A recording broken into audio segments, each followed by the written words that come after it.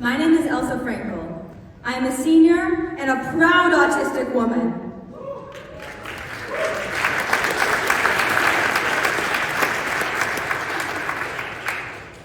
As some of you might recall, April is Autism Acceptance Month, and today I hope to show you why I find the autistic community utterly beautiful. Now, there are a few things that often come to mind when people hear the word autism. I'd like to begin with STIMs. Commonly defined, STIMs are motor responses to sensory overstimulation, often observed in autistic individuals. If we've been in class together, you've likely seen some of my own STIMs. I often twitch my head or shake my hands. The favorite, if I'm being honest. But believe it or not, these are also STIMs. Twirling my hair, clicking the pen, even, if you give me a moment, this one I'm sure we've all seen.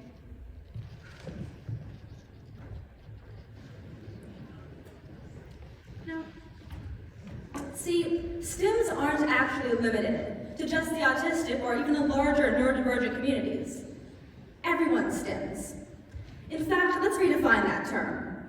Motor responses, or just movements, to sensory overstimulation, or just an overwhelming situation, often observed more overtly in autistic people because many of us experience sensory sensitivity, making the world around us far more intense. For me, this means my ability to hear is elevated.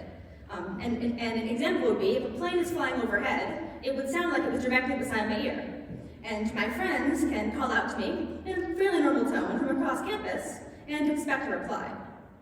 But don't go calling this a superpower, because the second any background noise enters the equation, it's all over. Many also experience touch sensitivity.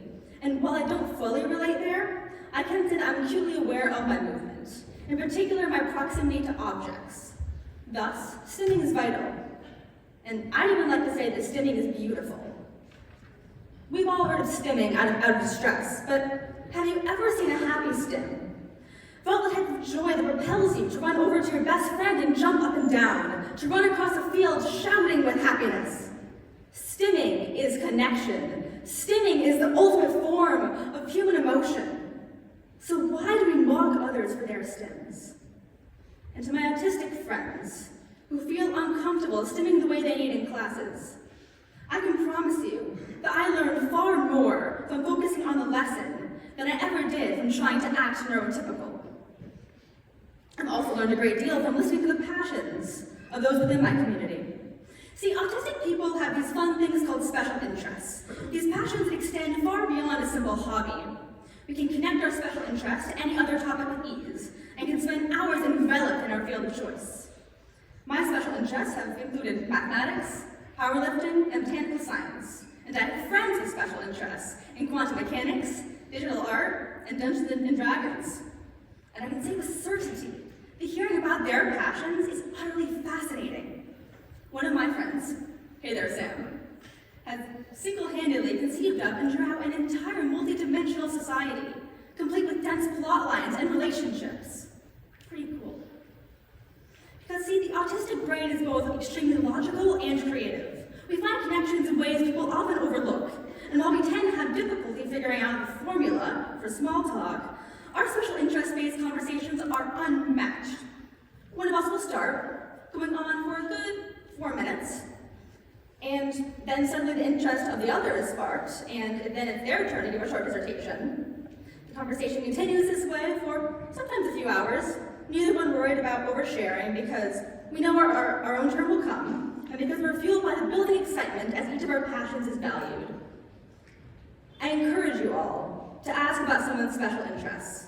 I shall never find a more enthusiastic person than an autistic individual. Now, I've spoken a lot about the joys of my community, but I'd be lying if I said that every day was easy.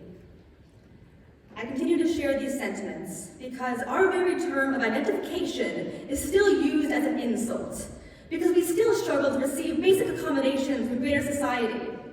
I speak often about my own diagnostic story, but little about how I got there. I wasn't recommended by a teacher or a parent. My diagnosis was an unexpected result of an evaluation for anorexia, severe depression, and anxiety.